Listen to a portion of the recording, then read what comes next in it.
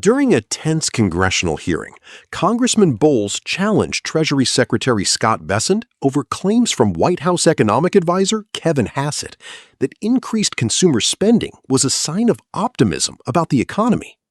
Bowles questioned whether Americans really feel optimistic when inflation, economic approval ratings, and consumer sentiment remain deeply concerning. But restaurants and so on. I think that's a sign you see when people are optimistic about the future. I was wondering if you agree with your White House colleague that people spending more on everything else is just a sign of great optimism. I think high discretionary spending is likely what Director Hassett meant. And you consider spending on groceries discretionary? Or gas discretionary? I didn't say gas. Did he say gas? Yes, that's correct. Right. I'll read the quote again. People are spending more on gas, but they're also spending more on everything else, not just groceries, restaurants, and so on. That's optimism. So the everything else would be discretionary spending, Congressman.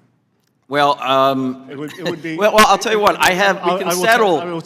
Reclaim my time. I can settle how the American people are feeling about this economy because I have the data on it right here from Fox News just the other week on the president and this administration's handling of the economy. 71% of the American people disapprove, including 40% of Republicans. On the president's handling of inflation, 72% disapprove. They disapprove, in fact, by a 3-to-1 margin over approval. So, do you agree with the American people, or are they just wrong?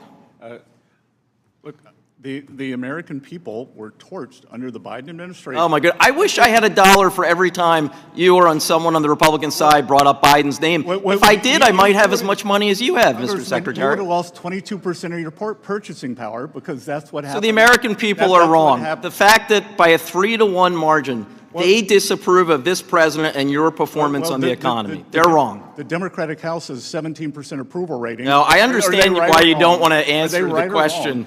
So let me, I forgot to mention, reclaim my time, I forgot to mention, consumer sentiment is at an all-time low. So the numbers on the approval rating of this president on the economy are the lowest since the Great Recession. But in terms of consumer sentiment, which actually does measure whether or not people are optimistic about their future, the lowest in the history of a poll that dates back to 1952. Well, let's look at the underlying data. 2/3 of those are Democrats. The Democrats... Now, two-thirds of those polls, so Fox News, The Economist, all the polls are wrong. You're citing the University of Michigan, and there have been other surveys as well, but the Michigan survey. Who listen to this kind of twaddle, they vote in the single digits, teens, whatever, Republicans, they vote much higher, and that's how you get... I don't even know what you're saying, Mr. Secretary. No, I don't think you know what you're saying. I know what I'm saying. I'm citing the facts. Those are the facts that you have a problem with, Mr. Secretary. Well, let me just turn, since I only have 2 minutes left, let me just turn to this.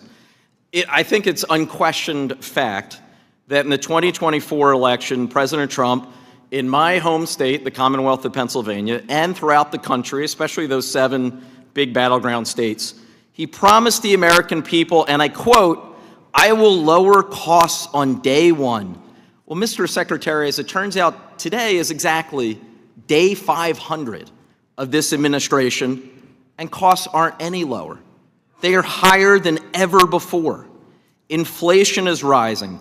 Gas prices are surging. Consumer confidence, again, has collapsed, and healthcare costs are going up thanks to the bill that you helped pass over a year ago. Why won't you just admit that this has been a failed presidency, because the first step to turning this around would be admitting the problem? The 2.6% GDP growth, exceptional job growth in the private, that's the average since President Trump came into office. Real wage increases every month except for April. So if once again, inflation is eating away at the pocketbooks of the American people. I can tell you this, in the 30 seconds, reclaiming my time, in the 30 seconds I have left, when I was back home in Northeast Philly a couple days ago and at a gas station, people were paying over $4.50 a gallon.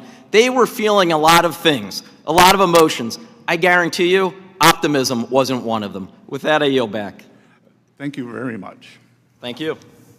Bull began by quoting Hassett, who argued that Americans were spending more on gas, groceries, restaurants, and other goods and services, and suggested that this increased spending was evidence of optimism about the future. Bessent responded that Hassett was likely referring to higher discretionary spending. But Bull pressed him on whether basic expenses, such as groceries and gasoline, should really be considered discretionary. The exchange became more heated when Bull presented polling data showing that 71% of Americans disapproved of the president's handling of the economy, including 40% of Republicans.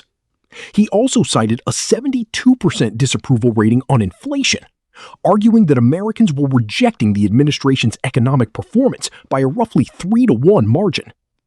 Bull then directly challenged Bessent. If Americans overwhelmingly disapprove of the administration's handling of the economy, are the American people simply wrong? Rather than directly accepting the premise, Bessent pointed to the economic difficulties Americans experienced during the Biden administration and argued that consumers had suffered a significant loss in purchasing power. Bull pushed back, expressing frustration that Republicans continued bringing up Biden when discussing the current economy. He then highlighted another key measure: consumer sentiment. According to the figures he cited, consumer sentiment had fallen to its lowest level in the history of a poll dating back to 1952. Bull argued that consumer sentiment is particularly important because it measures how optimistic people actually feel about their financial future. Bessent countered by questioning the underlying polling data and pointing to the political composition of some of the surveys. The exchange ultimately exposed a sharp divide over how to measure the health of the American economy. Bull pointed to widespread public dissatisfaction, weak consumer sentiment, and poor approval ratings as evidence that Americans are not feeling optimistic. Bessent, meanwhile, focused on underlying economic data and argued that the public's economic experience must be viewed in the broader context of the previous administration. The confrontation left a central question hanging over the hearing. Are Americans actually feeling more optimistic about the economy? Or are the administration's economic claims failing to match how consumers themselves feel?